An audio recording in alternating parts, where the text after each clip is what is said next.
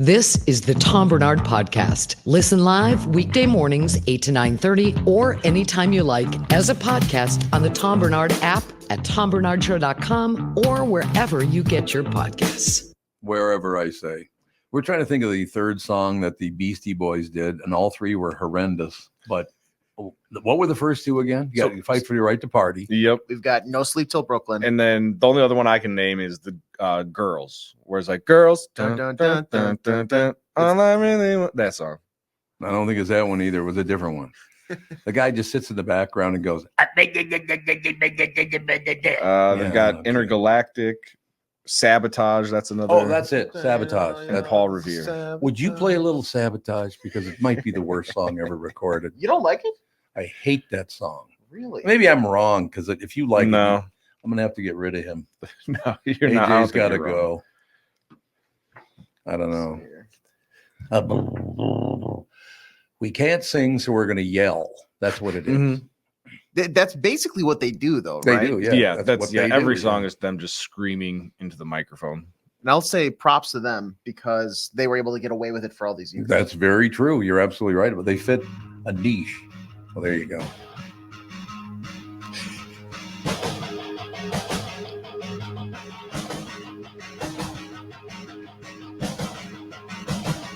Very long intro. It is. As it should be. Build up the. Yeah, does it get you going, Tom? Just ready to. I can't stand it. I want to play it. Yeah, that's wonderful. They should have gotten a guy with the deep voice. I can't stand it. You had to plan it. Let's be better. Let's make a Beastie Boys cover band with you singing on. Okay. You're on vocals. Drummer. Tevin, we both have played drums, right? Yep. Okay, so one of us is gonna have to learn something else. Yeah. Or we just do 2 drum sets and no There we go. guitars at all. I like it. Doesn't Michael Bryant? Doesn't he play an instrument? Isn't he in a band? Is he? Or no? Michael That's Bryant. not Michael Bryant. Oh my gosh, this is bad now that I can't think of his name. Is he an advertiser? Yeah, what they used to work the car guy. Why can't I think of his name? He's probably listening Doug, right now. Doug Sprinthal. Doug There we Sprinthal. go. Doug's a great guitar player. Is he Sorry, really? Doug. Yeah, Yeah. he's really a good guitar player. Doug, As a matter of fact. Doug, remember who? Take notice of who remember your name on this show. He's better at playing Contact. guitar than I am at remembering names. That's for certain. Oh, it'll happen. You haven't seen Dougie in a while. Doug's coming back pretty soon. Yeah. It'll be good. Oh, good. Now we got buzzing beneath us again. Let me send you a bigger check for rent so you can make more noise. They're still not sending me the deal for the rent. Why? I don't get it. I don't understand, but I'm going to move on because I'll get pissed off. But Are you saying that you don't understand it? Sabotage? Can't stand it? that's exactly what I'm saying. They planned it. They know they planned it. He has to do it to me just to, There we go. Tom's going to be annoyed all day because of me. Headline in the Star Tribune this morning: 5 youth fraternities put artificial turf on their front lawns. Now, I'm not making this up. This is the headline Okay. Mhm. in the Star Tribune. I can't take. Is that the shut up buzzer? Is that what that is? That's It's just unbelievable. I talked about moving out of here, and no, you can't move out of here. I cannot. It's been 3 years of that now. Dude, I was just gonna say, I don't know what projects or that they're doing, but I feel like it's been as long as you've been in this studio. It's true. Next door has been doing some sort of construction. Why don't you do it on the weekends, for Christ's sake? they're like jackhammering on not the ground floor. Right. Like I feel like that's Yes. dangerous. Well, that's a good point. Oh my goodness. What if it all just caves in one day? My first deal in this building was on the 5th floor, Mm-hmm. had the beautiful view and all the rest of it. All of a sudden, they come to me one day and go, "You're going to have to move." I'm like, "What?" I said, "Yeah, your guy hasn't paid his rent in like 3 years." I'm like, "Oh, okay, that's great." So the whole office closed down. And I think they renovated the entire 5th floor here because of that. Okay. I think. Yeah, they just didn't bother to pay the rent. They collected it, but they didn't pass it on. Nice. That's great. You guys do a great job. No question about it. Okay, so this is an actual headline in the Star Tribune this morning, and I want to know who wrote this headline because you can't say cool anymore. What do you say now? You don't say that's a cool guy. He's hip. He's groovy. He's With it. With it. with it. I don't know. Yeah. 5 youth fraternities put artificial turf on their front lawns. Now this is the actual headline. I'm Okay. not making this up. 5 youth fraternities put artificial turf on their front lawn. The city is like, bros, no. I can't. It's just, look, you're too old to fit in with those people. Don't try. I have a theory here. You said this is Star Tribune. Star Tribune. Summer just started. They probably have some internships going. They probably had one of their college interns, like, take a run, take a stab at writing a story. And the editor in chief was like, you know what? It's a slow news day. This kind of fills what we need to do. Let's throw it in there, and you can have free run of your headline. So the city says, bros, no. The city's like, doesn't say Like. they're Oh, like okay. bros, no. The city's like, bros, no. The editor's like, how can we get more college age kids to read the newspaper? Yes. Well, that's a big problem for a lot of different businesses. Mhm. Radio's having a huge problem because the very people you just missed don't listen to the radio. No. Oh no. So, I mean, I don't know what the hell they're going to do about that. I mean, local television, they got, it's interesting. Yeah. You guys don't support anything. You're horrible people. I just point that out. I stand for nothing. I support no one. I stand for nothing. That's a good way to live your life right there. Probably the smart way to live your life. That way you can't be taken deep by some scumbag. There you go. Right. It's all true. So, like, bros, no. One time in my life, a guy referred to me as bro. And I said, we're going to back this up now. I'm not your brother, first of all. And if you ever call me bro again, you see those eyes of yours? They'll be a different color.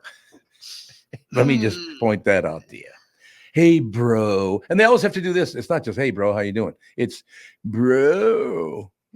Oh yeah. There was a weird phase where it was like bro was attached. Oh, like yeah. Bro Chacho, like bro, whatever. Like you slipped it into any name you could call somebody. Yeah. Yeah. It was a very bro-y time back in like 2010 to 2015. You know what I would have done if I was in that crowd? Mhm. I would have called me Bronard. What do you think? Yeah. Thomas Brosif. Thomas Yeah, Barnard. Thomas Bronard, man. What do you think? Yeah, I like it. You gotta fit in with the cool kids. We could start doing that today. That could be a good segment. Yeah, the Tom Bronard show. Tom Bronard show. And I guarantee you, and you can lie if you want to, but I guarantee you when you were in 6th grade, somebody came up with the idea of calling you Tevin Titzman. I don't think I ever got Titzman. You never got Titzman? The most clever they got was, oh, your initials are TP? Toilet paper? Oh my God, is that lame? What are we, 6? Oh, I got TB. I got tuberculosis. We Yeah. got toilet paper and tuberculosis in here. What do you got, Pally? AF. After the fact. Yeah, sure. That's it. Yeah, there's not really anything clever that goes with AF. No, No. there is. AF. Oh, yeah. AF. There you go. When they see me coming, F. Aw, Here he F. comes again. There's toilet paper and tuberculosis. Now they got AF with them. There were a lot of nicknames. That Bernie was one. Oh, Bernie. I said, my name is Barnard. Oh, okay, Bernie. And then you said you got Barney for a while, right? I got Barney for a while because there was a purple dinosaur or something. Barney the dinosaur. Yep. So it was He that didn't one. do you any favors. Yeah, what are you going to do? Eh. But it all works out in the end. All of those people used to call me that are dead now. So what do you think of that? Action? So who's laughing now? So, Sure as hell aren't them. laughing now. You know, that's one part of your life you're not going to like. I will tell you. When you're 20, 22, 24 buddies or whatever, when about 20 of them are dead, you ain't going to like that. Now, some of them didn't behave. Some of them were murdered. So that's not good either. Only a couple of them, though, were murdered. Okay. I told you one guy threw another guy off the bridge because he thought he was already dead, but he Mhm. wasn't dead when he threw him in the river. Jeez. So that didn't work out too well. And I told you later on, the guy who threw him in the river, when he got out of prison, I saw him riding a bike down Plymouth Avenue naked. Did you learn anything in prison? Some mental health issues there. It we're might gonna be say. a mental health issue Yep. or two. So listen, bros, what do you want to talk about today, bros? No. You would probably hate England because they go bruv. Yeah, bruv. Bruv. Bruv. Bruv. Hey, bruv. It's How a you proper doing? good morning, isn't it, bro? Yeah. Tea and crumpets, bruv. You know what's great about that? I was talking to Kristyn Burtt about the show yesterday. Endeavor. It's a brilliant show, but Yeah. you got to turn the subtitles on because even though the two lead actors you can understand, anybody else, what did he just say? I mean, you cannot understand a word, and they're speaking English. Yeah. That's kind of hard. Just not the right kind of English. It's that's Yeah. exactly a good way to put it. It's not the right kind of English.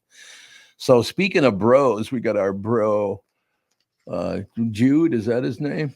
Something like that. Hey, bro. Judd Zulgad. Judd bro. Oh, I like Judd. That's his intro coming right up after this, ladies and gentlemen. Hi, Tom Barnard here for Livia Weight Control Centers. Now it's time to get a jump on summer. You could lose up to 20 pounds or more in your first 8 weeks of Livia Way. When you join Livia, you'll receive a personalized doctor-recommended program tailored to your unique needs, your goals, your lifestyle. Livia's amazing team of registered dietitians and nutritionists will guide you every step of the way. Join Livia today and get your first 8 weeks free. Now, I got to point something out here. And I'm teaching the youth here in the studio and everybody out there listening. One thing that's really interesting while you're trying to lose some weight, I got 14 more to lose. I think I told you that already. But when you don't have a kitchen to use because you haven't moved out of your other house into your new house yet, so you don't have a way to cook things up and all the rest of it. I don't care what you order, and I'm not condemning them. Look, there are great restaurants. There's no question about it. Not all, but most restaurants rely heavily on salt. You guys have noticed that. Yeah, definitely. Well, you ain't going to lose any weight if you keep eating that food because the salt alone will hold on to enough water to make you look like you gained a pound or two. And I've learned that. Seriously, even if you try to eat prudently at restaurants, you can't do it more than a couple times a week. And look, I'm not condemning restaurants. I love restaurant foods. Wonderful. But it's just one of those deals. I have not eaten a home cooked meal now in about 4 or 5 days. And every day when I wake up, I go, oh, there's salt on my lips. Gee, I wonder where that came from.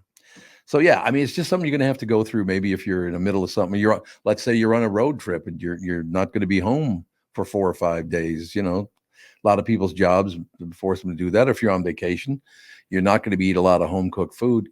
And I don't care where you eat, you're going to eat fat and salt. There's no question about it. So don't get all whipped up. Get back on the horse. You'll be fine. Join Livia today and get your first 8 weeks free. Visit livia.com. That's livea.com or call 855-GO-LIVIA. And Livia is now offering GLP-1 medications. Quiet the food noise and see accelerated results by summer. Visit livia.com or call 855-GO-LIVIA. Start your weight loss journey now and get a jump on summer the Livia way. When you need someone to listen, a lawyer you know and trust. If you've never been in an auto accident, it's hard to know what to expect from the insurance adjuster. Here are some tips. 1, if they taught you about whether or not you should hire a lawyer, it's a good sign that you probably should. 2, it's illegal for them to give you any legal advice. They aren't lawyers and they aren't licensed to practice law. 3, if they tell you that everyone involved in the accident is at fault, they're wrong. This comes from the belief that you're at fault for just being on the road. That's nonsense and not supported by any law. Finally, remember that friendly adjusters are often just gaining information. They want you to do most of the talking so they can file their report. I'm Mike Bryant from Bradshaw & Bryant. I hope you're never injured in a collision. But if you are, don't sign anything until you've talked to us. Find Bradshaw & Bryant, personal injury attorneys at minnesotapersonalinjury.com. Seeking justice for the injured. Bradshaw and Bryant. When you go to a restaurant, like I said, I was not condemning restaurants. Restaurant food is wonderful, delicious, as a matter of fact. When you go to a restaurant, though, you expect the chef to be an expert. Yes, indeed. You expect your auto mechanic to be an expert when it comes to fixing your car. Matter of fact, I just don't expect it. I demand you. You judge them both by the results of their work. Josh Arnold is an expert in investments and planning your financial future. Josh Arnold is my expert, and he should be yours, too. I talk to Josh every week. I talk to Josh several times a week, as a matter of fact. He understands the market, the economy. He knows how to plan for your retirement. Don't put it off another day. The man with your plan is Josh Arnold. Call Josh now for a no-obligation 48-minute evaluation. You got nothing to lose. You'll have an expert planning and managing your financial future. Call Josh. His number is 952-925-5608. That's 952-925-5608. Investment services offered by Josh Arnold Investment Consultant, LLC Security Investment Advisor. Past performance is no guarantee of future results. All investments involve risk. All comments and opinions are Josh Arnold's and do not constitute investment advice. I am a paid endorser.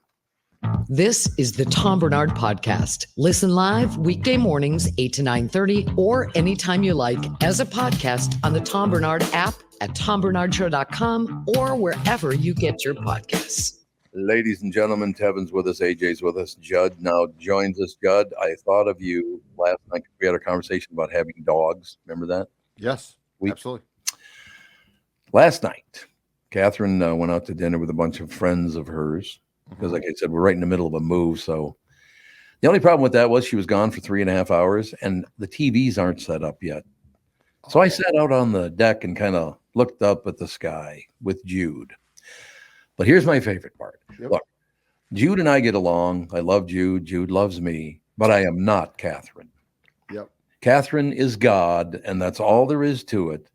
But the downside for her being the almighty to him, Jude, our little dog, when she's gone for a long time, he does get pissed off at her. He literally gets upset with her. Yep. And a sign of that last night was, so he's hanging out with me, and he must have heard her coming down the hall, or I don't know how, because it's carpeted, so I don't know how he heard it. I have no idea how he knew she was coming through the door in about another 60 seconds. But I didn't even notice what he was doing. Catherine opens the door, walks in. She goes, "Where's Jude?" I said, "He's at the top of the stairs staring at you." And he wouldn't come down for a while. It's like, "You abandoned me. I hate you now." Yep. He stood up there staring at her like, "Oh, you're home." If you ever go on vacation without them, the punishment is multiple days sometimes. It is. God, he just stayed up there staring at her. It's like, oh, you're back. You showed up finally, huh? Yep. Exactly right. You dare to have left me alone. Even though I was there, that doesn't count. Oh no, I know exactly what you mean. Yes. Yeah, it doesn't. He and I get along. I love the dog. He loves me, but I am not the God Catherine. That's all I know. We are a consolation prize. Yes, that's exactly it. It's like, I guess if I got to be stuck with you, but I'm still going to be pissed off at mom. No question about it. So what's happening now? The Twins did not play yesterday, correct? They did not play. They open a 3-game series in Arizona tonight. It's part of a 9-game road trip. They just won 2 of 3 in Oakland. Unfortunately for them, Cleveland can't lose. And so I believe Cleveland is now, because they did play last night and won again, they're like 8 games up. Oh, God. It's remarkable. Now, the Twins are still in a wild card spot. They're in the second of the 3 American League wild card spots. So, I mean, it's not the end of the world, but I'm just curious if Cleveland, most teams lose some games, and Cleveland has had so far, and we're almost to July 1st, 2 3-game losing streaks, which is, not that much. I mean, the Twins have lost 6 a couple of times. So it has, it's been weird, but yes, the Twins are taking advantage for the most part of playing a lot of bad teams aside from the series against Tampa Bay last week. I have to ask you a question. Do you think it was a mistake for Cleveland to change their name? Oh, you know what? Here's to remove the political stuff. Here's why I think it probably wasn't. Every time you change your name, you sell a lot of new gear. That's true. It's a good point. And keep in mind too, now you have, it's not like when we were kids, you have multiple uniforms, multiple jersey combinations. It is the most genius thing. And I didn't think of this, but I heard it on a podcast, and it's exactly right. So the Arizona hockey team has moved to Utah. All right.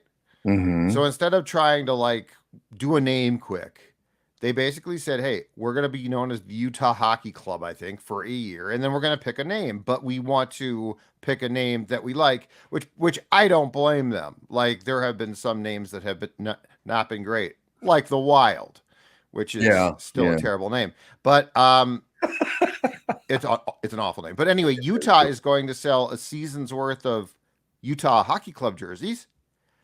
And then next summer, they're going to come back with a logo or, a team name. So the Cleveland thing, it's funny. I think it was a very convenient way to be politically correct and then also say, and hey, look at the new Guardians merchandise we're unveiling.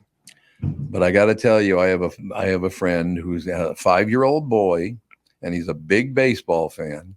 But he decided he didn't want to be the fan of the same team as his dad. But a little swing and a miss on the name, because he chose the Cleveland Club because they're in first place. That's why I'm assuming a 5-year-old would. Oh, they're in first place. That's my team. Yep. Only he said, Tom, I don't follow the Twins. I follow the Gardeners. The Cleveland Gardeners. I sort of like that. Oh yeah, like a guy with a hoe or something, and a shovel, or that does happen with athletes. A lot of hoes around them. Anyway, thank you very much. Great to be here. Yeah, you can be appearing here all week. We'll be here. The Cleveland Gardeners. Yes, absolutely. That works. I sort of love that. But you know what the name of the first professional football team in Minnesota was? They were not in the Twin Cities either. They were in Duluth. Did you know that? Yeah, it was it the Eskimos? Yep, the Duluth Eskimos was the name of the team. And the Edmonton team in the CFL in the last few years changed its name from that. Yes, right. Yep. So there you go, because you can't honor Eskimos either. That one surprised me. I didn't see that one coming. What do you go with the Minnesota Honkies? I would like that. Well, the Cleveland thing is amusing because you still have the Braves. Yeah, that's right. And Atlanta's like, we're not changing our name. And they still do this, don't they? Yeah. So it's like Twins. One team changed its name from okay. And then the team that's probably has a more offensive name. I mean, the only one in sports that I thought was probably had to be changed was the Redskins, right? Mm-hmm. Yeah, that was a terrible name. Like you have to. Yep. Yeah, that one has to be changed. Beyond that, I think it's all very like borderline. Minnesota Whiteys. What's wrong with that? We got the White Sox, and we call them the Whiteys. They call them the Whiteys. That's very, very true. I mean, no question. Not far off from being exactly right. I don't know. I don't get upset. I have a question for you, and I'm not going to get too deep into this, but here's the deal. Where I grew up in my neighborhood, if people didn't make fun of your name, it meant they didn't like you. You know? Mm-hmm. So if you have these names, you're intending to honor them, I'm assuming, but they don't take it that way. I don't understand. If you can't joke around, you can't use this word, you can't use that word, you can't joke around. I'm going to joke around with whoever I want to. And if you don't like it, just don't come around me. You know what I mean? Yes. I'm here to have fun with life. And you're so got your, sphincter all tight. That's your problem. But the difference in sports now is it's so corporate. It is. Yes. Like it's all relied on, you know, some teams get very distraught if they are seen as not being politically correct. Cause then that again means, are we not going to move as much merchandise? And it's not, there is very little, especially pro sports and college too. There is almost zero sincerity in their moves. No question. It's all about like money, isn't it? It's driven by a desire for good business. How much can I sell? Will people come to my games? And that's why the whole, George Floyd thing was a problem for sports, because they didn't know how to handle it. Or to go back to the Trump thing with the, when Kaepernick decided to kneel during the anthem, that had nothing to do with a genuine concern about the state of the country. That had everything to do with the sport being, oh my God, are people not going to watch as much? I love about that. Both his parents were honkies. Did you know that? Both of them? I didn't. Yeah, he was raised by two white people. I knew his, you know what? I did. Yes. I did know that, but the whole thing was, but there was never a moment where there was a genuine, like the league was really concerned. No. The league basically said, how can we do as much damage control as possible? Yep. And the best part about the whole thing with Trump was he didn't give a damn. That was his way to stick it to a league that didn't allow him in its club, because there was a time I think he was trying to buy the Bills, and he just flat out didn't have the cash. He doesn't have the cash. He can't get in. And so he was pissed at the club. And so this was his way to stick it to them. Like nothing anyone did had anything to do with the current events. Speaking of the Bills, how'd you like to go through the about 40, 50 years of your life being called Scott Norwide? Oh, They still refer to him as Scott Nor. His name was Scott Norwood, kicker for the Bills against the Vikings. Right. I'll just say one thing: if it's earned, yeah, he did earn it against the Giants. That Giants. was the That's Super Bowl in the old Tampa Stadium. You're right. Yeah, the Bills might be the one team with a rougher history than the Vikings. Yeah, that's true.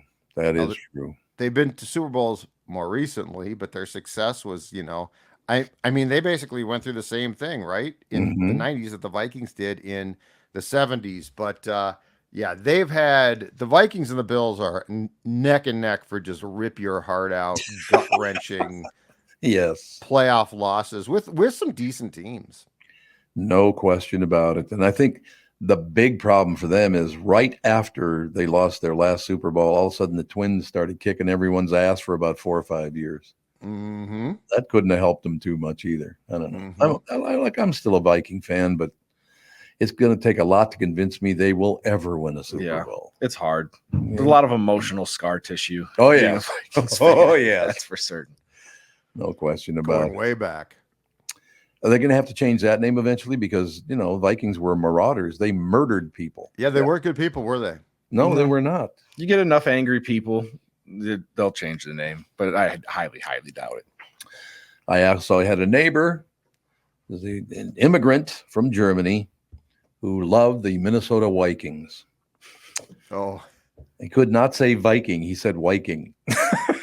Sort of like that, too. You're going to watch the Vikings? Yeah, I'm going to watch the Vikings. That's what I'm going to do. There's no question about it. That is awesome. It is wonderful. So any good news in sports coming up? Anything we can look forward to? Well, we had a great game 7 in the Stanley Cup Finals last night. Oh, there you go. The Panthers, who won the first 3 games, lost the next 3 games to the Oilers, then came back and won last night. So the hockey season is done. Here's the best part. It's done so late that the draft, so like the next big event, is Friday. The award show is Thursday. The draft is Friday and Saturday. And training camp starts in September. So love that. If you want to talk about a league that basically does not take a break, hockey is very, very close to being that league. Oh, God, I used to love to go to the hockey games at the old Met. That was fun. I mean, the new stadium is magnificent, obviously. There's no question about that. But I know the first hockey game I ever went to, I had a friend named Pat. He was a gay man in America today, but his favorite thing in the world was watching hockey. Sure. Is that a big gay sport? No. Not really. Because I think hockey, didn't they get into a bunch of, not a bunch of trouble, but one team like boycotted Pride Night. They're like, we're not putting rainbows on our. Because the Russians did. Yeah. The Russian players. Oh, that's right. Because of the religion there in Russia, and their families are there. Now, personally, I'd get my family out, but that's just me. If I was a billionaire or a millionaire, I would probably remove my family, and I've always said I would never go back. But so the teams got in trouble because the players wouldn't wear the Pride Night jersey, which was for warm-ups, not for not for the game, entire game. Yes, this is interesting. Let me ask you a question. Why would I possibly give a rat's ass about that? It's what you want to do. Good for you. Why have a flag? Good. Why do you care? Oh, the Russians though, man. That's some weird stuff. I suppose. Yeah, you're right. It's Putin, and then they threaten the families, and like I'm not joking. I'd get my family out of there if I had millions of dollars. Yeah. I'd say, Mom, Dad, sis, bro, you're leaving. You're gonna move with me in Minnesota. Yeah, it's cold. It's cold over here too. And it might not be that simple, but like they care more. I don't think they give a damn about the politics. I think that they're actually concerned because their families are there. Yeah. So yeah, it's not I don't think the players give a damn. Again, nothing is what it seems. That's the problem in sports. Nothing is what it seems. We always assume, well, this player is that and this player. It's a ton of different things, but it's not a sincere, oh man, I protest this. It's what's easiest for me and how do I not get my whole family in trouble? Yeah, well, because didn't Kirill, was it 2 summers ago when he went home? There was the whole thing on, is he even going to be able to make it back to the U.S. because he had like military obligations or something like that? Which was ridiculous. He should not. And I know his folks are there, so it's tough. But just the whole thing, man, because you make so much money, and they know that, and you can get targeted. There's a lot of reasons why it's not the best thing. But yes, he did have some questions, and they definitely had to do some work to get him back here. And I don't know how much he's gone back since then.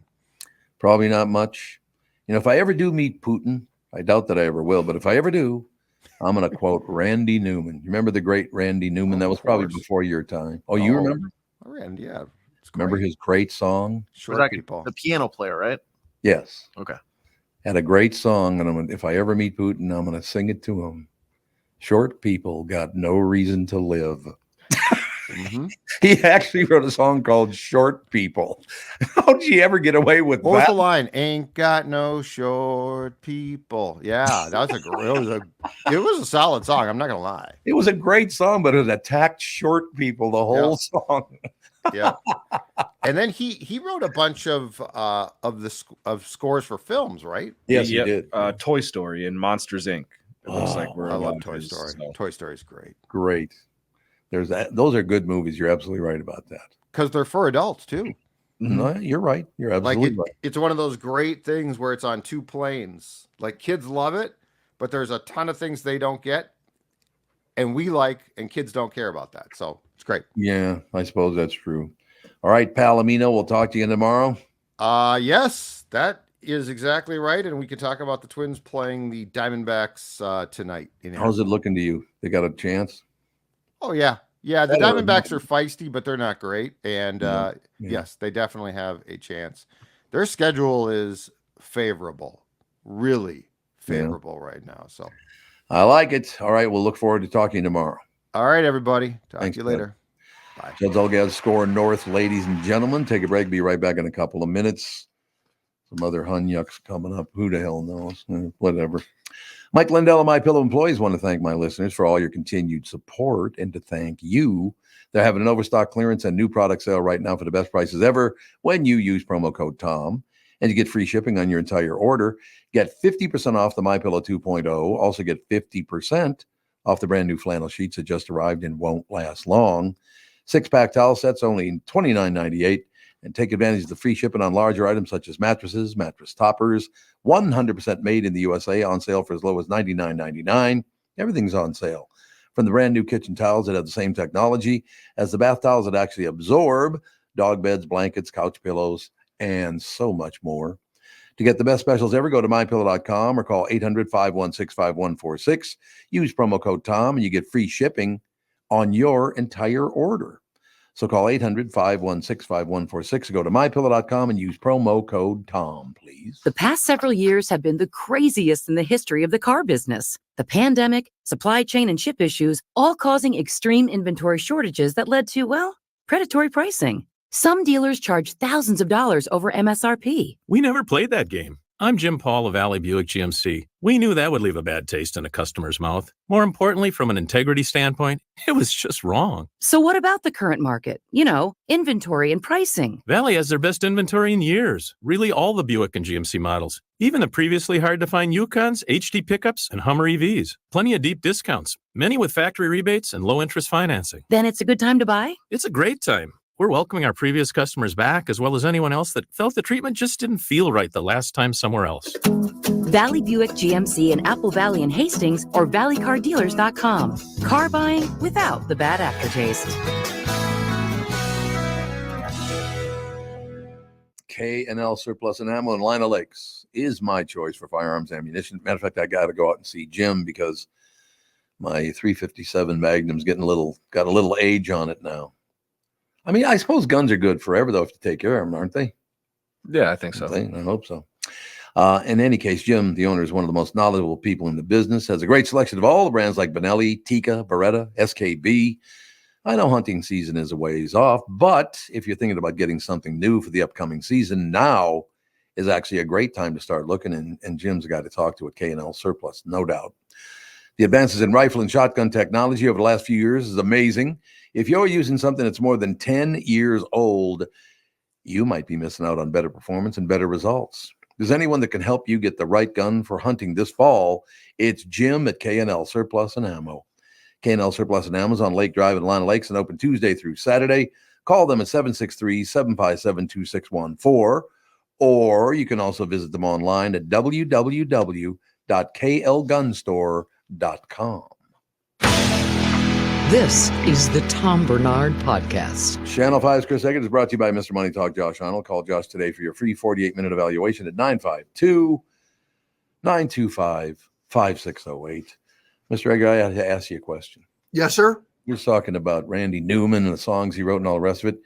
How long do you think his song Short People would last in today's world?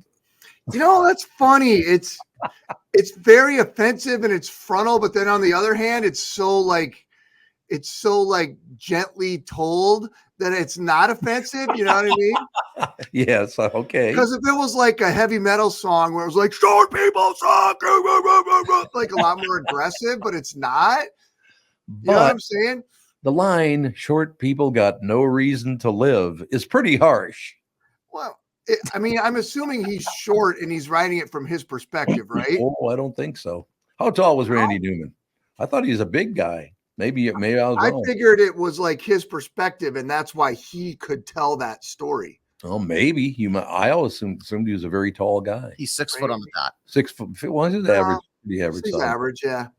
Huh. Not like a well, giant. it's a lot better. It's a lot better song if it's about short people than just average people have. I mean, it doesn't have the same ring. No, you're right. I loved Randy Newman when I was a kid. I thought he was just a smart ass, which I loved. Yeah, he's very talented. Very talented guy. What did you say? It was what 2 movies? Toy Story, Monsters Inc. He did Cars as well. Yeah, Disney guy or Pixar. Wonderful stuff. So I want you to tear this headline down for us because this is actually in the Star Tribune this morning. And you, as a professional news, are you giving me the finger? Nope. Oh, that was your eyebrow. Oh, it was your pointer. I thought you were giving me the finger there. Sorry. Okay, ready for the headline? Today's Star Tribune. 5 youth fraternities put artificial turf on their front lawns. The city is like, bros, no. That's the headline. I read that. Okay, so the story came out within the last day or two. I think that apparently the city's going after the artificial turf on some, and so I think they did more reporting on it today. So I think this is I could be wrong, but I think this is a follow-up to maybe a story that was on yesterday. Okay. That they had yesterday. So I think they're trying to be a little more catchy with their headline writing. And, since I'm actually not a fraternity guy and I don't know really anything about it, and the whole bro thing I think is funny. Yeah. I actually thought it was just kind of insulting to fraternity guys. Like they're just a bunch of bros hanging out doing bro stuff. And I was kind of like, I thought that headline was kind of silly for a different reason. I was like, oh, because everybody who's in a fraternity is a bro now? Is that how do you even become a bro? But here we are talking about it, Tom, and an otherwise boring story. What is it? 5 yards that have turf on them? Like really in the big grand scheme of things, who gives a rip? I agree. But a good headline got us looking at the story. So maybe it was effective. Well, that's a very good point. I would not have brought this story up if it weren't for the city is like bros. No, you're right. You're right. I got suckered in. I'm a fool. No, not at all. I think it was an interesting way to try to repackage a story that was already kind of out there from the day before. Yeah. So, now from your perspective, if you didn't read the story the day before, I would think you would be like, well, that's a dumb, misleading headline and what a waste of time, and that's ridiculous. Is that what your perspective is on it, more or less? It's just the thing is about 8 feet by 8 feet, and they're acting like, oh, the entire campus is going to flood because of the artificial turf. Right. Like, come on. Yeah.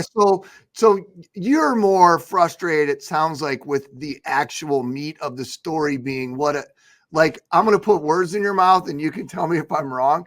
Like, what a dumb waste of time for the city of Minneapolis to be wasting resources and tax dollars on going after 5 fraternities over a couple sheets of Brady Bunch grass. That's it. That's exactly it. I've had a conversation with a couple of people.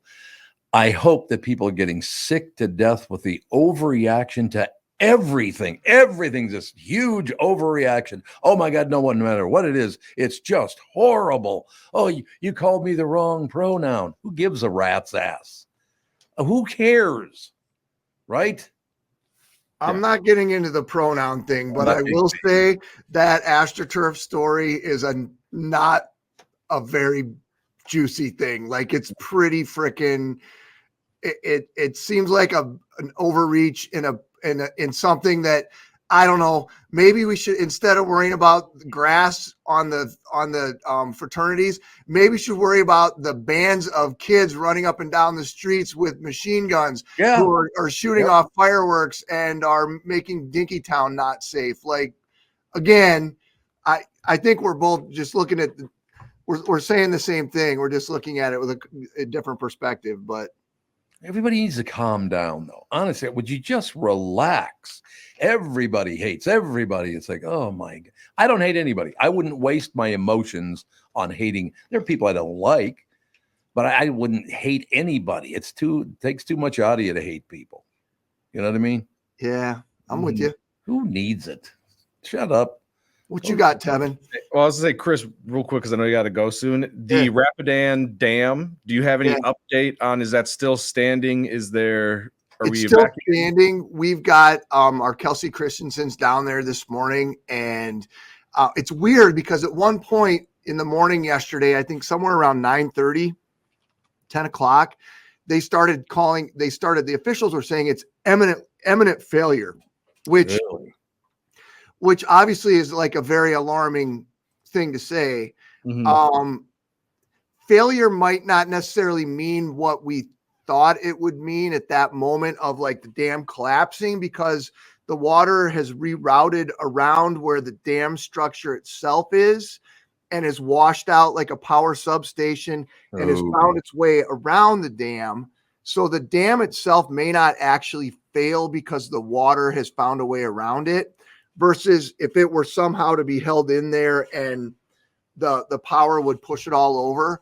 And it sounds like so far the levee system has held up like it's supposed to down there, but they actually have a news conference at 9 o'clock and we'll get some more information on it. So everything I said could change in a little bit based on, whatever they're going to report this morning. So, but there's a ton of southern Minnesota rivers that are just absolutely raging right now. And, and it's making its way into the city too. So we're already starting to see some of the closures down on the Mississippi River and Minnesota River as it comes into town too. So it's kind of a bad deal. No question about it. Just how many days this month has it rained in June? My God. I don't remember what Barlow's stat the other day was, but it was a ridiculous amount, way more than normal. So how often do you walk by him and go, boy, they set the bar low? What do you think? No, you don't ever do that to him?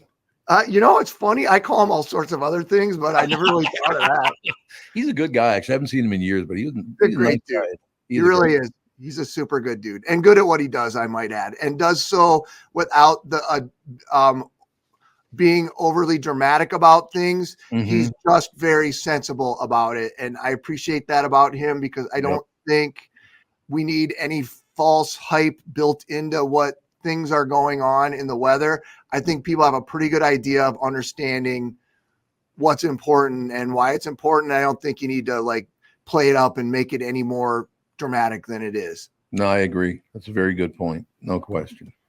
All right, Mr. Egert, we will talk to you tomorrow. Oh, it just occurs to me.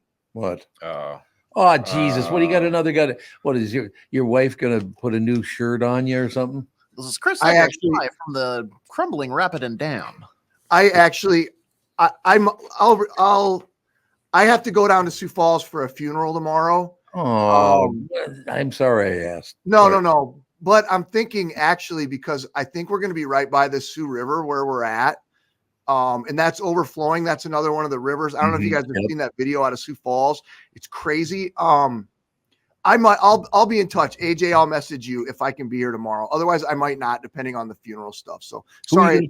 Who's the stand-in if you can't make it? Hannah. Tell Hannah. Tell them to get sounds like a maybe. Sounds like a maybe. Ooh, Hannah. And now, time for the news with Hannah filling in for Chris Egert. It'd be much more interesting if Hannah was here. Trust me. What did she say? No, I cannot replace Chris. Why not? Chris. Well, okay. Maybe you could talk to someone, Tom. Maybe you could talk. You want me to call Stan? Yeah. Hey, let's get Hannah. Yeah. I know what she's saying. Yeah. Oh, so you can cut TV shows showing off your family, but you can't help Uncle Tom. Is that what you're saying? Oh. Although filling in for Chris is definitely a big shoe to fill. Well, that's true. Kevin with the leg joke. That was cold right there. A big shoe to fill. Oh God. All right, Hannah. We'll just stay here. The traffic. Yeah, she can't be here because she's got to do traffic during some of this stuff. Hold on a second. Let me turn around so you can stab me in the back here. I want to do this. One of these days, we got to work something out. Yes, that sounds good. All right, TV star. I'm too big for this outfit. That's pretty much what she said. That's what I heard. Exactly. She did not say that. She said she's got to be doing the traffic during that time. You can read between the lines, Hannah, okay? She said, I'm an A-list. I'll be in touch about tomorrow. Sorry, I just we'll talk. need to have a production meeting on the air, but I'll be in touch about tomorrow. A production meeting on the air. Like I would give a rat's ass about that. I'm a real professional radio. Well, I'm just saying, it just occurred to me, like, I was like, as we were wrapping up, I'm like, oh crap, I might not be able to do it tomorrow morning. Oh, whatever. You got to do what you got to do, Pally. I'll say hi to everybody in Sioux Falls. I know you're a big Sioux Falls guy, so. I love Sioux Falls. Okay. And you ever met the woman named Sioux Falls? Disc jockey in town? I'm familiar. She's a sweetheart. Very nice. My daughter's middle name is Sue, S-I-O-U-X. Is it really? Yeah. Yeah, and she does not like it. All right, get the hell off the show right now. Yep. See you guys. Channel 5's Chris Egert is brought to you by Mr. Money Talk, Josh Arnold. I like it. We gave my daughter a middle name. She doesn't like it. That's amazing. I want to talk to his daughter now. Oh, yeah. Let's have his daughter on for him tomorrow. That'd be a good idea. Channel 5's Chris Egert is brought to you by Mr. Money Talk, Josh Arnold. Call Josh today for your free 48-minute evaluation. 952-925-5608. We'll be right back in a couple minutes. More news follows right after this. Ladies and gentlemen, it's time to think about the high taxes in Minnesota and how much you could be saving with a Sioux Falls location. What timing! I love the timing. One of the first things Minnesota company, that's why it took me a second. I'm like, wait a minute, we're actually doing Sioux Falls. So that works. Anyway, it's time to think about the high tax in Minnesota and how much you could be saving with a Sioux Falls location. One of the first things Minnesota companies that have expanded or moved to Sioux Falls notice are the lower tax bills. Companies don't pay corporate or personal state income tax, and their other expenses are low in Sioux Falls too. That's a fact, by the way. Those business leaders started at our website, SiouxFallsDevelopment.com, where you'll find a lot of the information you need to make the Sioux Falls decision. You'll discover just how quickly and efficiently you can get your operation started in Sioux Falls. Not only will your business be up and running sooner, you'll also be making higher profits. Yes, I just said you'll also be making higher profits. It's absolutely true. The National Tax Foundation's new index shows Minnesota at number 45, paying way too many taxes, and South Dakota's at number 2, one of the best tax climates in the nation. 2024 is the time to make your move to Sioux Falls. Check out SiouxFallsDevelopment.com. I've been tracking the weather in Minnesota for a long time. I'm 5 Eyewitness News Chief Meteorologist Ken Barlow. And in the morning, I've got to be right because my forecast affects your family's entire day. And in the evening, you can count on my friend, Ren. That's right, Ken. I'm 5 Eyewitness News Evening Meteorologist Ren Claire. And as a Minnesotan, I know our weather can be tricky. Throughout the day and into the night, I've got you covered with an accurate forecast to help keep your family safe and ready for any weather. And don't forget, no matter how things change or what time of day, you'll always get our forecast first at the start of every newscast on 5 Eyewitness News. Start your day with me, Ken Barlow. And wrap up your day with me, Ren Claire. Because 5 Eyewitness News is always tracking our weather, so you're always alerted first.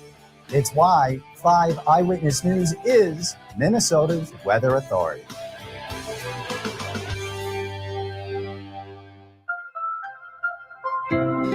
I'm here talking with my friends Michael Bilski and Brad Huckle of North American Banking Company. Guys, it seems like banking has changed quite a bit since you first opened your doors in 1998. Yes and no. In 98, we didn't have online and mobile banking like we do today. Many banking processes have also changed. One thing that hasn't changed is we still provide a true community bank experience right here in the Twin Cities. Our team takes the time to get to know our customers and their goals. This creates a relationship that is unique in banking today and one our customers appreciate. It's why we like to say we provide a better banking experience. You're absolutely right, Brad. I've been a customer for a long time. The service your team provides is phenomenal. Thanks, Tommy. So why not bank with my banker, North American Banking Company, a better banking experience, member FDIC, equal housing lender. You're listening to the Tom Barnard Podcast. We're rocking out, man. What do you think of that? What is the chance that we'd be talking about Sioux Falls and then the next commercial is about Sioux Falls? I was thinking about that too during the break. Not that exactly, but why she would hate it. And I bet just because, like, let's say her name is like Jessica Sue Egert. Mhm. People probably think it's SUE. Yeah. Every time she has to explain, I was like, okay, that makes sense now.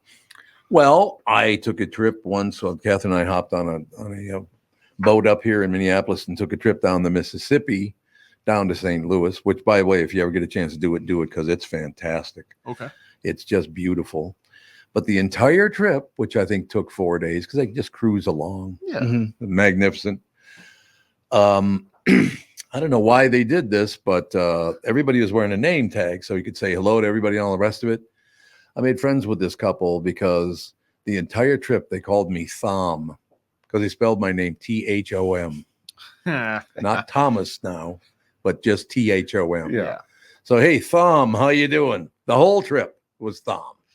That was the same trip, by the way. It was for our anniversary. And I bought Catherine this gigantic bouquet of flowers. And I mean, it was like 3 feet tall and about 2 feet wide. Nice. Showed up as we were walking off the boat at the end of the trip. Nice. So that was a spendy little, hey, look at your nice flowers as they're delivering them as we're leaving. But what are you going to do? What are you going to do? Okay, I'm going to read part of this headline, and then you guys are going to have to guess what the rest of it's about. Okay. A woman divorced her husband for screwing. What was he screwing? Or who was he screwing? Oh, I'm going to say her sister. Screwing her sister. Babysitter. Screwing a babysitter. Okay, this is the actual headline in the national news, ladies and gentlemen. A woman divorced her husband for screwing jar lids too tight. Wow, that took a turn that I was not expecting. So she must have been really fond of him anyway, don't you think? Oh, yeah, exactly. Because I mean, that is the straw that breaks the camel's back on most marriages. I would say, if you, especially like think about the toothpaste cap. Yeah, you crank down on that thing. Divorce. Yeah, apparently she's getting divorced. The most generally accepted grounds for divorce include adultery, bigamy, desertion, criminal conviction, mental or physical abuse, drug addiction, and irreconcilable differences. But how about screwing jar lids too tight? A woman online claims she filed for divorce, quote, because my husband over tightens all the jar lids. So she can't get them off. Is that what she's saying? Yeah. Yeah. And I'm going to go and say that maybe she's the victim here and he's just like putting all her stuff in mason jars and just wrenching them super tight. Oh my God. And even her car keys. So she's always late for work. The TV remote, you're not going to change the channel. Oh my God. I don't think I could do that to Catherine anyway. No. Well, she's probably stronger than I am. There's like maybe 3 jars in my house, whether it's like food products that come in jars. And I'll like, as I screw them shut, I have to consciously be like, okay, make sure I don't screw these too tight, because otherwise I'll get yelled at by my girlfriend. Like, I can never get anything open. So I feel her or his pain, I guess, but I'm going to go with he's being vindictive. She says it may seem like it's no big deal, but if every jar in the house is over tightened to the point where he needs to be there to open them, then it's so annoying When he isn't around, she can't get anything done. She did confront her husband about it many times, and it would get better for a while before slowly becoming an issue again. If he wasn't home, she'd regularly have to open a new jar of something just because she couldn't get their current jar open.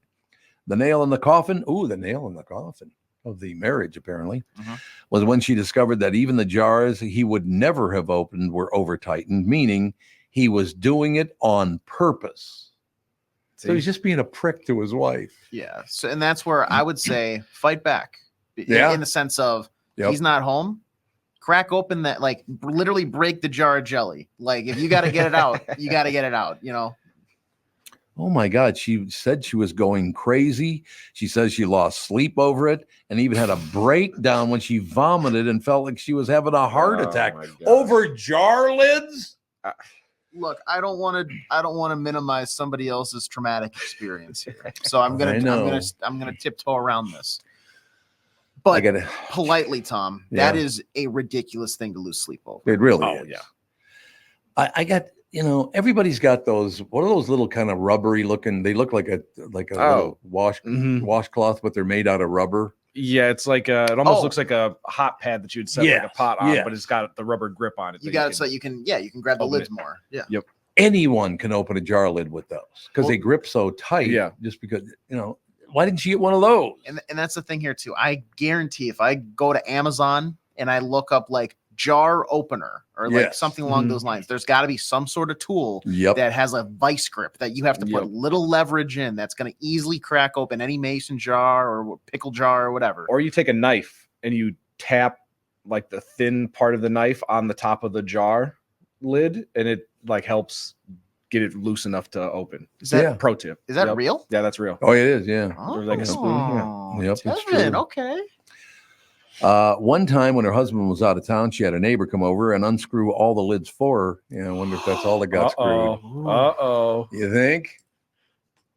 Oh, even he couldn't get so it was a guy she had come over to. Could you come over and, not screw, but unscrew the jar lid? That also sounds like the opening for like every porno ever made. Like, I need help with this jar.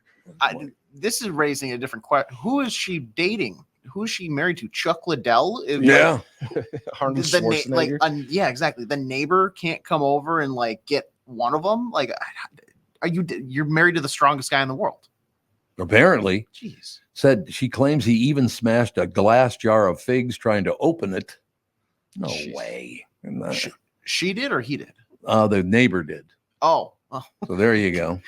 Anyway, the woman claims her husband was blindsided because there were literally no other issues. She says he suggested counseling, but she refused. Quote, "There is no point.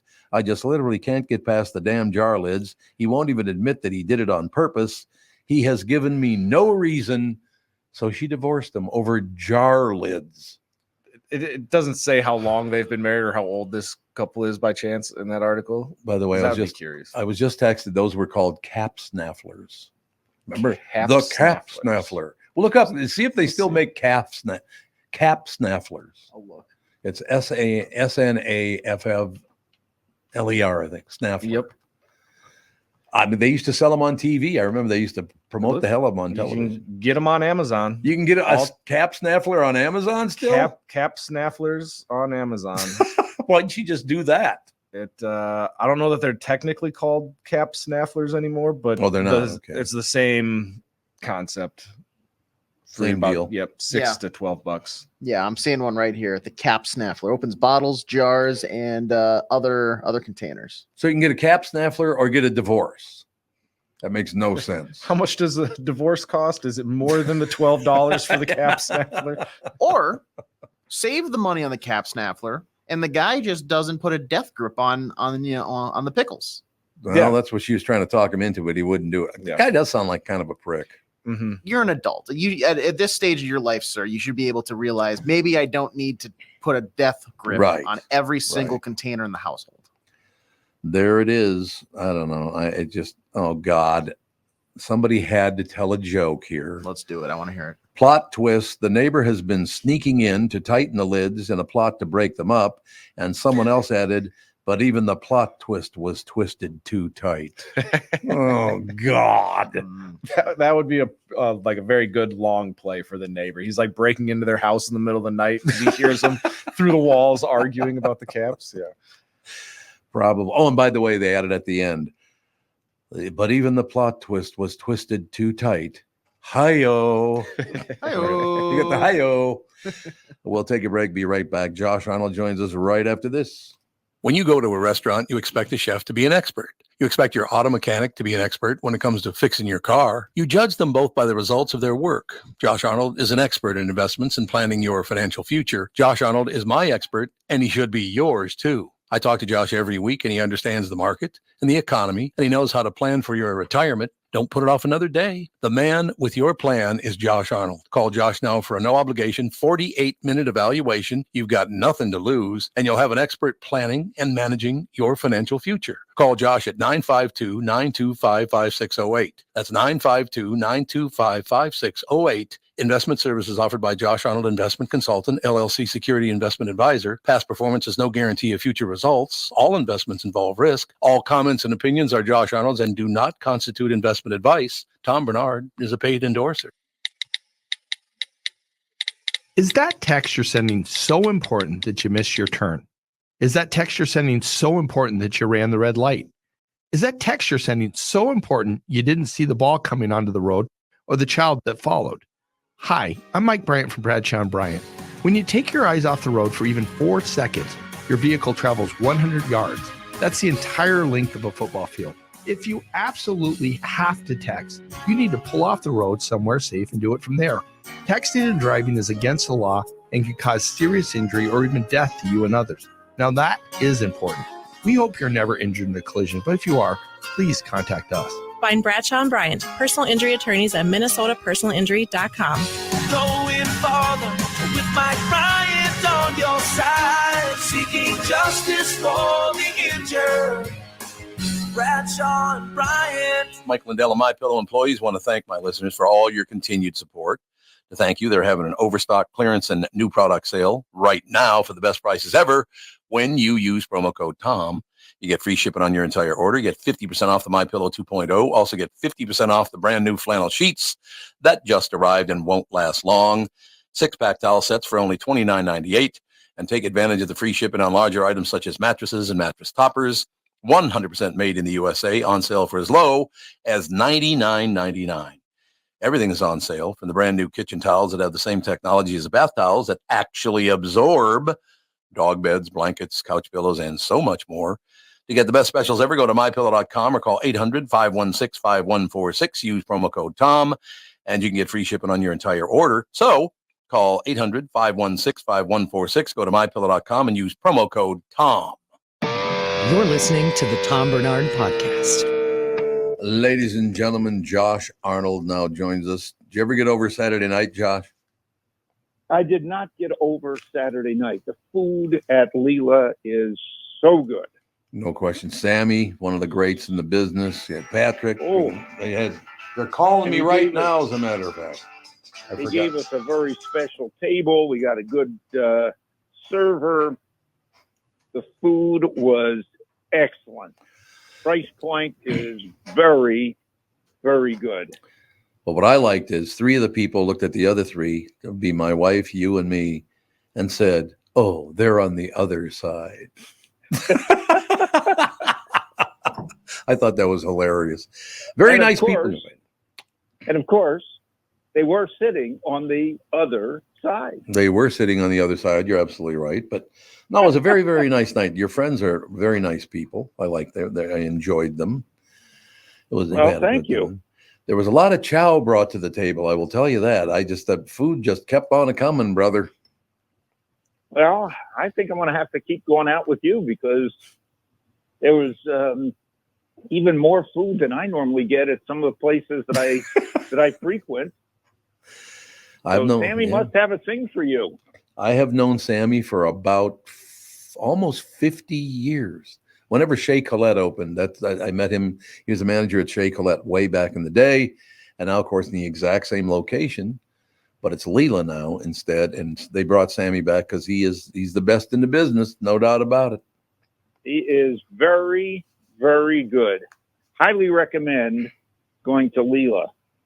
And since we're on the topic of restaurants, and since I do talk about money, as I am Josh Arnold, Mr. Money Talk. Yes, you are. We're going to bring up a few food companies and beverage companies. Now, of course, these are not necessarily recommendations to buy. Before you buy anything or consider anything, make sure that you talk to an investment advisor. Do bear in mind that all stocks and bonds and mutual funds could go up or down in value. So just take this for what it is. All right. Today, got a little upgrade on a little company, market symbol EAT. You might know them as Chili's or Macaroni Grill. They do not have that many stores left in the Twin City area, but Brinker International has been en fuego this year as diners, particularly casual diners, see that going to Chili's, which does serve premium adult beverages, has pretty close to some of the same price points as McDonald's. Really? At the current state of the affairs, you can go for casual dining, and I think people are realizing that now. Of course, if you're casual dining as opposed to fast food, you'll probably order a little bit more, so your bill will go up. And if you remember Chili's, they had this unbelievable appetizer called an onion blossom. Yeah. Yep. Which I think the Texas Roadhouse chain imitated. But you order that very, very pricey option. But EAT is in fuego this year. I don't know whether that's going to keep it up, but they are doing very well. Have you guys ever had Chili's baby back ribs? I've never had them. Yes. No, I don't eat that stuff. Oh. If I was at Chili's, most of what I ate was their salads, which were huge. I think I had a salmon burger or a tuna burger. Okay. There. I don't touch anything that moves or oinks. What? Or even cackles. No How's cackling that? either. Okay. No cackling. Although I do like eggs. I didn't even know you were a hippie. When did that start? A long time ago? Well, I'm not going to say back before you were born, but back in Okay. back in 1969. It's been that long. When we were much younger. Okay, Tevin, though, you've had. I started eating that way because I read an article about a guy who won the Boston Marathon. I do believe it was in '68. His name was Amby Burfoot. Burfoot? And I figured Amby Burfoot. And I figured if he could follow that kind of diet and win the Boston Marathon, then maybe if I followed that diet, I could be faster and I could win more cross country and track races. Mm-hmm. I did. You did win? Yeah, I won a lot of races. Not marathons, but I won a lot of other races. You like two people races? Two people races. Anyway, you're just like my father. I see you finished first. Were you the only person, or were there two in the race? Your dad and I would have gotten along, no question. No question. Oh, I loved my dad, although there were times that he certainly pissed me off. We're getting deep into it now. I love this. It's wonderful. My gosh! No, I think people want to hear about restaurant stocks, food stocks right now. Yep. Since we started talking about Leela's, there's Brinker, and so do check out some casual dining. There's a price point on that compared to some of the fast food options are getting mighty close together. Mm-hmm. Then there's a little casual dining or fast food or somewhere in between. Chipotle. Chipotle at one time had a majority owner called McDonald's, but they were spun off. Oh, I didn't know that. And since the spinoff, Chipotle again has been en fuego, and they make, I mean, for what you get there, you can make 3 meals, not just one, unless you're a real chow hound. Mm-hmm. But you can make 3 meals out of any of their burritos. They are so big. Chipotle continues to outperform, and tonight they go from $3,225 a share. They're going to have a 50-to-1 split. Whoa. I'll let our listeners do the math on that. Hey, Josh, speaking of the 50 to 1. listeners, we have Jim writes, and he wants to know your thoughts on Coca-Cola stock. Very good, long time hold. It's not going to go zooming up, probably not going to go zooming down. They do pay a very nice dividend. And I've looked at Coca-Cola as an alternative to buying government bonds. They've had a history of increasing their dividend over a period of time. Currently, the dividend yield is a little over 3%. And that dividend can go up. And with some of the new beverages being offered, not only by Coca-Cola,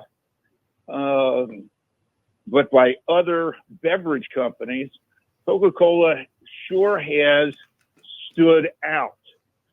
So while it typically is priced expensively on a price to earnings basis, on a price to sales basis, it's trading on a lower end.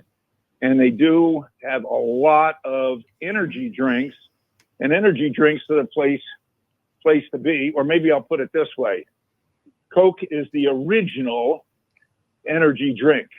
Mm-hmm. Yeah, true. So why go out and pay a little bit more for drinks like that are manufactured by Celsius, or now Starbucks is getting into the energy drink mix, when you can get deals all the time at your grocery store on KO, that's King Oster or Coca-Cola.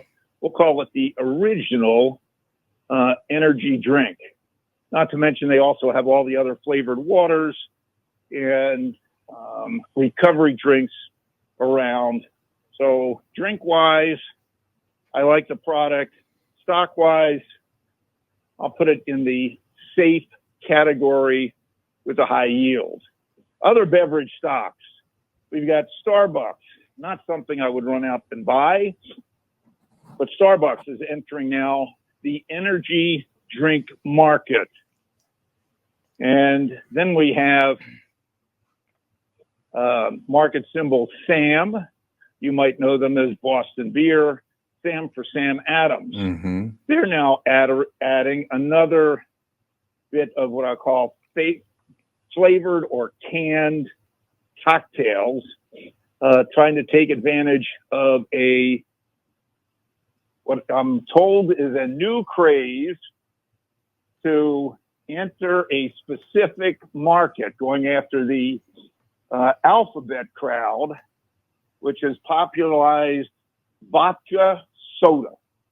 Vodka and I'm soda. like, vodka soda is associated with the alphabet crowd? Well, I don't drink vodka. I do like soda, but I've never mixed them together. And I didn't realize that was a popular drink. But Sam is going to be offering that beverage. And there's a new company that came out also to popularize this, called Gay Water. You talk about segmenting a marketplace. There you go. Yeah, I suppose that's true, isn't it? But we'll move away from that. We'll move back into technology and some of the, in my in my estimation, moronic rules that are passed to help quote unquote competition, but may in fact end up hurting consumers.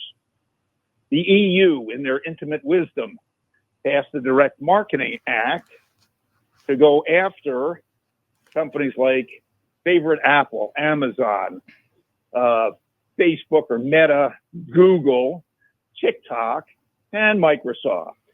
Yesterday, they decided they're going to come down hard on Apple for possibly breaching the new DMA rules with their Apple's new rules for the App Store, saying it's not as interoperable as it could be, and Apple is not offering a way around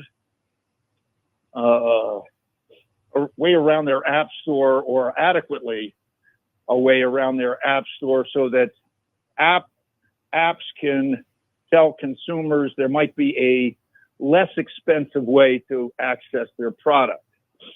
Meantime, Microsoft is being attacked by the same organization, the EU, on the same subject. The EU says Microsoft is violating the DMA because of their bundling of their new software products together, and that is giving, or could give, Microsoft an unfair advantage to competitors in the European marketplace. Saying, oh, that's really good.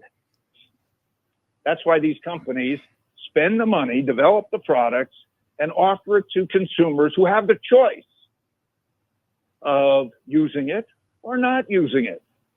And when it comes to, we'll say, the App Store, app developers may want to use Apple or Google, for that matter, to have access to all of those consumers who use those products. In the case of Google and their App Store, it's geared to Android products, and Android-based phones sell more than Apple, and also charge the same prices to app developers. And if an app person wants to get on or have access to Apple's 2.2 billion users, well, you got to pay a fee to Apple, because that's the gateway for you to make money. So let me ask you a question. Do you want no money and offer your product at, we'll say, at $5 if people can find you? Or do you want to make, we'll say, $3.75 and have 2.2 billion people have access and know about you? No, that's a good point. We'll leave it at that. We'll close on a good point. What do you think? Oh, well, love to do that. All right, love sir. to do that. We'll see you on Friday with more good news about the marketplace. We'll look forward to it. See you Friday. Thanks, Josh. Thanks.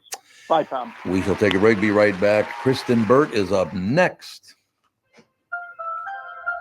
I'm here talking with my friends Michael Bilski and Brad Huckle of North American Banking Company. Guys, it seems like banking has changed quite a bit since you first opened your doors in 1998. Yes and no. In 98, we didn't have online and mobile banking like we do today. Many banking processes have also changed. One thing that hasn't changed is we still provide a true community bank experience right here in the Twin Cities. Our team takes the time to get to know our customers and their goals. This creates a relationship that is unique in banking today and one our customers appreciate. It's why we like to say we provide a better banking experience. You're absolutely right, Brad. I've been a customer for a long time. The service your team provides is phenomenal. Thanks, Tommy. So why not bank with my banker, North American Banking Company, a better banking experience, member FDIC, equal housing lender. The past several years have been the craziest in the history of the car business. The pandemic, supply chain and chip issues, all causing extreme inventory shortages that led to, well, predatory pricing. Some dealers charge thousands of dollars over MSRP. We never played that game. I'm Jim Paul of Valley Buick GMC. We knew that would leave a bad taste in a customer's mouth. More importantly, from an integrity standpoint, it was just wrong. So what about the current market? You know, inventory and pricing. Valley has their best inventory in years. Really all the Buick and GMC models. Even the previously hard-to-find Yukons, HD pickups, and Hummer EVs. Plenty of deep discounts. Many with factory rebates and low-interest financing. Then it's a good time to buy? It's a great time. We're welcoming our previous customers back, as well as anyone else that felt the treatment just didn't feel right the last time somewhere else. Valley Buick GMC in Apple Valley and Hastings or valleycardealers.com. Car buying without the bad aftertaste.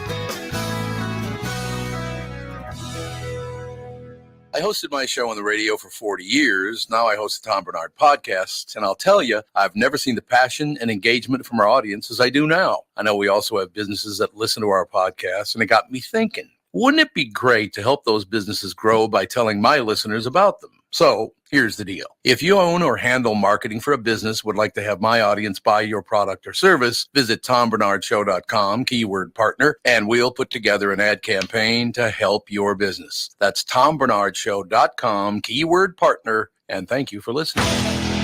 This is the Tom Barnard Podcast. There he is. We're tap dancing. I thought you went to the bathroom for a second. No, I got it covered. Don't worry about it. Panicked. All right, Kristyn. When could you catch the next flight into town? Because we're going to go have dinner at Chipotle. Who's going Chipotle or Chipotle? Well, Chipotle, but our buddy just kept calling it Chipotle. Let's go to Chipotle. I like it. That works for me. Kristyn Burtt Entertainment News brought to you by North American Banking Company. Go to nabankco.com to learn more. Member FDIC, equal housing lender. So what's new? Happy Tuesday. All right, we've got the new Hollywood Walk of Fame stars. Do you want to hear who some of the names are on the list? Oh, God. Am I going to want to hear this? Yeah. You know, Tom, we should nominate you. Be on the Hollywood Walk of Fame? They have a radio section. They do? They do. Who the hell's on that?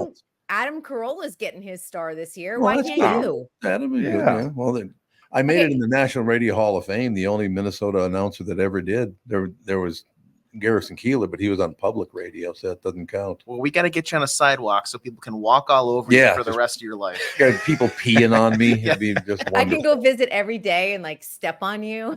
So Adam Carolla, that's good. I like Adam. Yeah, He's a Adam good guy. Carolla is one of them. He's in the radio sector because they divide it up to like TV, film, live production. So in the TV, let's see, Bill Nye the Science Guy. You've got Trey Parker and Matt Stone, Fran Drescher, Lauren Graham from Gilmore Girls, for everyone who's a big fan like me, Molly Shannon, Courtney B. Vance, and Chris Wallace. I've never even heard of about half of those people. Really?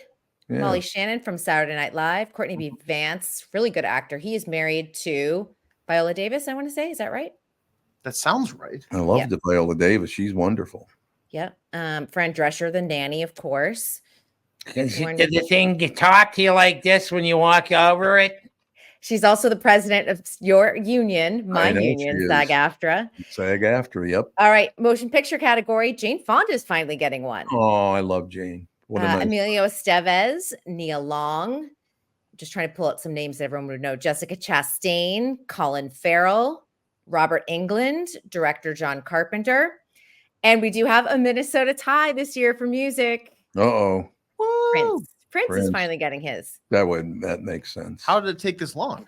He refused it while he was alive, and his estate has accepted it. So I don't know if people know the process. You actually nominate the people. So we collectively, Tevin, AJ, and me, we could all nominate Tom. It's a $250 submission. And then the Hollywood Chamber of Commerce then votes on it. It's like a celebrity panel, and then they decide who's coming in or not going in. And then if Tom gets accepted, We have to come up with $75,000. Hold on. Okay. Okay. 75 grand It was for our- what? Tom, you know we love you. Yeah, exactly. We're gonna have to start a We love you, GoFundMe. Tim. You're out of the So mix. we would, Tom. We'd have to have all of your viewers and listeners actually pitch in, because $75,000 not only covers, of course, the creation of the star and all of that, but it covers your ceremony and it covers maintenance and upkeep. Because if you're someone like Donald Trump, people go around weekly and smash it to bits and pieces. I have a feeling Donald Trump's star has probably cost the Hollywood Chamber of Commerce like millions at this point, because at a certain point they've had it completely like covered over with plywood. They've had it like coned off, roped off with security. It's one that they really can't. And they don't take anyone off. Like once you're in, you're in. So, and they don't want to set that precedent of like starting to take people off. So he's I have a in. question for you. Yes. Do you get that upset about anyone on earth? I couldn't give my emotions that much direction. No. Who cares? It's Donald Trump, whatever. If you want to get on TMZ, you smash Donald Trump's star. Oh, You that's know, if what you're it is. looking for a headline, TMZ will definitely be there to cover it. So yeah, and that's happened multiple times. But and there's plenty of stars who have completely refused their they've been nominated and then they refuse it. So that's why now you have to actually get the sign off of the celebrity saying, yes, I'm open to this. Yes, I will show up for the ceremony, because without this celebrity at the ceremony, there's no point. So do you know who's refused it? George Clooney, Bruce Springsteen. In fact, it's called the Springsteen rule of having the celebrity sign off and say, yes, I want to be nominated, because his fan club actually was the one who nominated him. And people are like, yes, we want him. And then he's like, no, I'm not interested. Leonardo DiCaprio said no. Denzel Washington said no. And Clint Eastwood said no.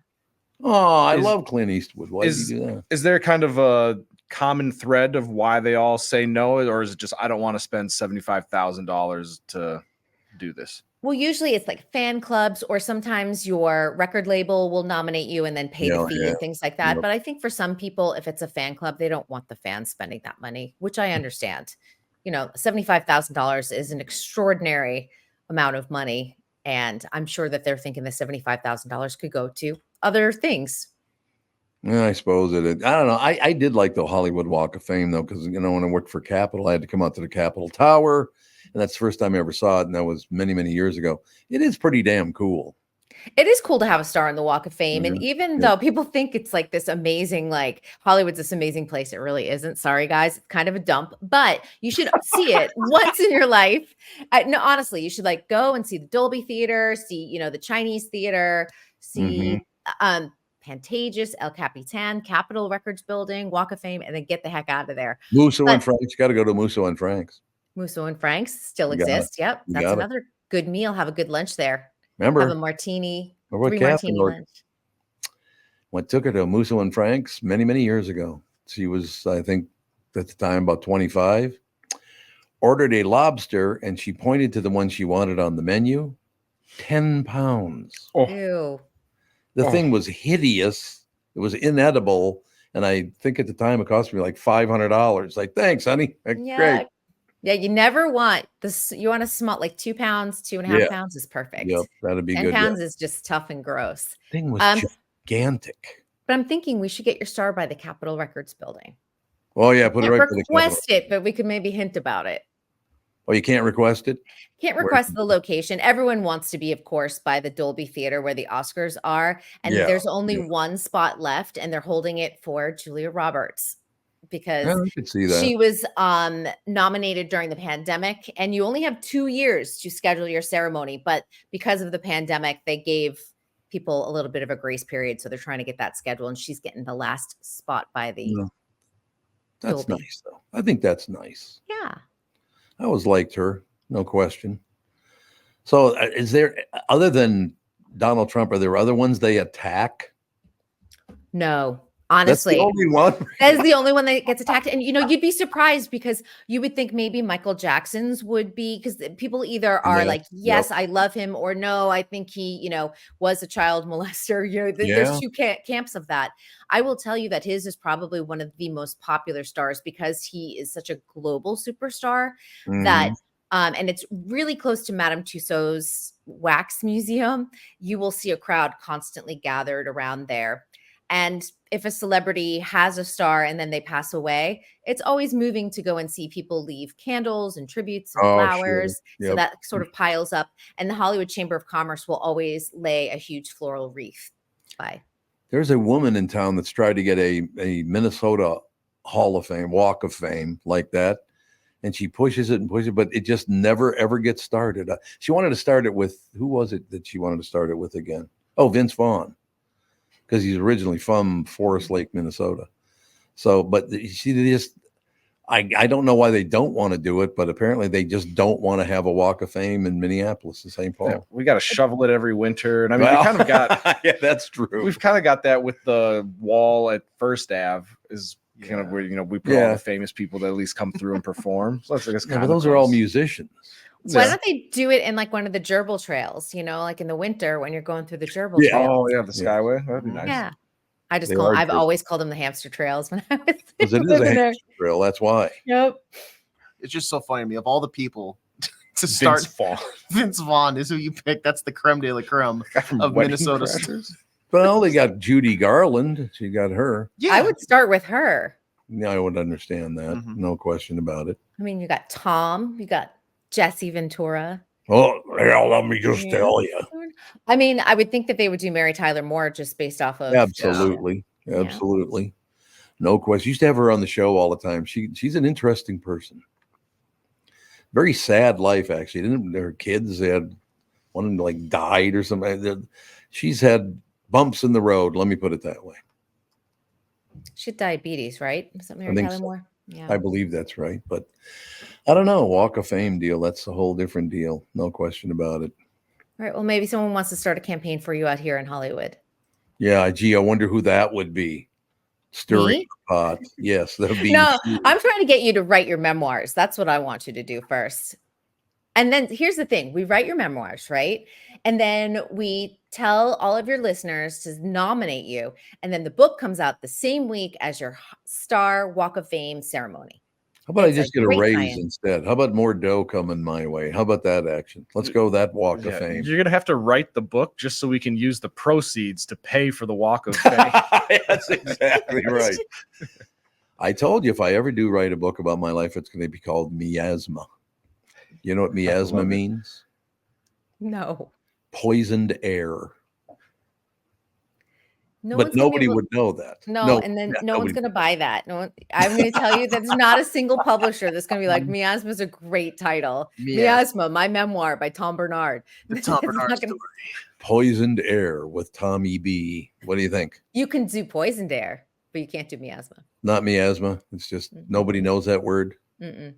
All right. You can Too write about smart. how you wanted that in your foreword of the. Yes, I could do that. Yeah. Yeah, the very- foreword is just like, I really wanted this book called Miasma, but Kristyn Burtt sabotaged my dreams. She was a disaster. Now I got to fly all the way to Hollywood to be in the Walk of Fame. I mean, my God, she's nothing but trouble. No question about it. No, that's quite nice of you to.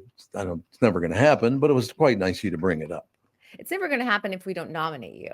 That's all. I'm just saying. Are there people out? 99% of people wouldn't even know who the hell I am. How does that work? I'd say that. Well, there's plenty of people in radio you'll see on the Walk of Fame, and I Really? might go, "Who is that?" But then if you look them up, they're like, "Oh, they're a Chicago personality or a Boston personality." Makes sense. So you got like, I'm sure Stern's on there. Likely, I'm Casey Kasem. I know has a star. Casey Kasem does. I know. Yep. And Rick Stern- Dees. I know Rick Dees. I've seen. Rick Dees. Well, if you think Rick Dees shouldn't have one, then you should have one. Can I get wine right next to Howard Stern, where I'm just above him because I kicked his ass when he came to town here? So that'd be kind of cool. You Just guys can your little stars can they can fight back. they And can fight each other. Tom's and is you'd the be like, only one that is a picture of him flipping off in the direction of exactly right. Howard Stern's. Well, it's very nice of you to think that, but I can't see it happening. But other than that, I mean, it's walkoffame.com/nominations. oh, here we go. If anybody wants to nominate good old Tommy B. Okay, if they do give me, we got to go to Musso and Frank's for dinner, though. We have to do it. Sounds great on you. Yeah, it's your star. You can go Last wherever time I you like. walked in, you know who was being carried out by two of the bouncers? Who's that? Rod Stewart. He was so drunk he couldn't walk. That is the last person I expected you to say. I could see that. And he's like 5'4". He's really tiny. So He's tiny, but he was hammered. I mean, he literally is. They're bringing him on, and his head's doing this deal. He was gone, man. too many martinis. Too many martinis. No question about it. The Walk of Fame. I'll get back to you. Yeah. Well, we'll have to wait. We'll have to wait till next year because the nomination process is only open from like April 2nd to May 31st this year. So we'll have next year. We'll start the campaign. Next year we'll get it going. Yep. Someone said a calendar alert so that we can make it happen. Calendar alert. Yes, that's exactly right. Now I got time to save up $250. You know what We can swing the 250, AJ. Yeah. I don't know about the 75K, but You know what's so great about my children, though? Because, you know, they've been around me their whole life, and as a public figure, that's, you know, blah, blah, blah, and all the rest of it. So I was nominated for the National Radio Hall of Fame, the only commercial announcer from Minnesota ever nominated. Stanley Hubbard, who owns a bunch of radio stations, and then Garrison Keillor's on there too, but he was, you know, public radio. Wasn't what I'm not saying that makes it less, but just different categories. Different categories. And somebody told Andy, hey, your dad's the only guy to ever make it on the Radio Hall of Fame. Oh, yeah, good. That sounds like Andy. It does sound like Andy, doesn't it? Oh, good for him. That's great. He still grounded me last week. I don't care. Right. Exactly. What year was that? Because I remember listening to the speech live because they were broadcasting live. Oh, you did really? I did. God, that was about maybe 10 years ago, something like that. That was a long time ago now. 16, 17. I feel like it was, I don't know. Maybe it's longer than that. Yeah, you might be right. It might be longer than that. I was still working at the Q then. Yeah. And it was definitely before the pandemic. I know that. Yeah. Well, it definitely was. Yeah. I don't know. I'll figure it out. I can track down somebody. I bet we can Google it too. Oh, God. All right. Get the hell off my show. Was it 2017? Does that sound right? That might be right. Hey, 7 years ago. I was That pretty might be close. right. I said 16 or 17. Yeah, you did. So you nailed it. Almost. Right. Now that you've ruined my life for the entire rest of it because of this Walk of Fame idea. It's not a bad. What is bad about my idea? People will pee on it when they go out there. That's the greatest thing, isn't it? It's an honor to have people pee on you as a star, not as a human being. Sorry, people. Yeah, not on a human being. That's a different Not a deal. human being, but your star. It's like people will spit, they'll step on you. Yep, That's they like will. a tried and true Hollywood honor. The No. gum will get stuck to you. Yes, there'll be gum. There'll be gum on There'll there. be That'll be good. gum. Dogs are going to have accidents all over you. Yeah, no question. Oh, Jude would probably go out there to do it on purpose. Absolutely. I'm gonna go and spill my iced chai lattes from Starbucks on you. Oops. Oh, I'm sorry. That was an Shucks. accident. How did I do All right, that? young lady. We'll be annoyed by you tomorrow. Of course you will. Just a reminder, Celine Dion's documentary is finally out. It's on Aw, Prime tonight. Makes me So sad. I That's know. sad, I bet, isn't it? It is sad. It's hard. She Mhm. really goes through it. She's really going through it. Yep, she is. All right, my dear. We'll talk to you tomorrow. Kristyn Burtt Entertainment News brought to you by North American Banking Company. Go to nabankco.com to learn more. Member FDIC, equal housing lender. She is such a sweet. I mean, why she even brought that up? What a sweet thing to do. Yeah, absolutely. We'll have to definitely set the calendar reminder for next year. We're making it happen. Oh, any day now. It'll be magnificent. That is going to do it for this show. Family Show will be up in about 10 minutes.